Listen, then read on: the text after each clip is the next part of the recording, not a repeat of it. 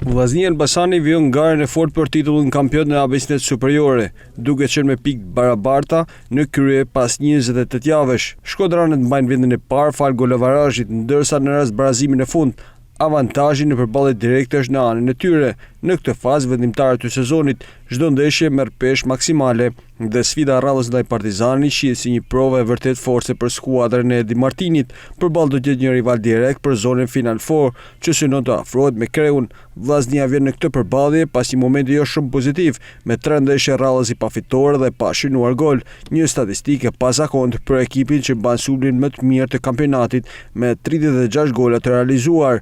Megjithatë, kuqeblut mbështeten te forma e fortë në Lor Buriçi, ku ka ndërtuar një ecori shumë pozitive gjatë këtij sezoni, duke e kthyer stadiumin në një pikë kyçe në garën për titull. Në aspektin e skuadrës, mungesa më e rëndësishme mbetet ajo e Lerim Kastratit, që ka mbyllur sezonin për shkak dëmtimi.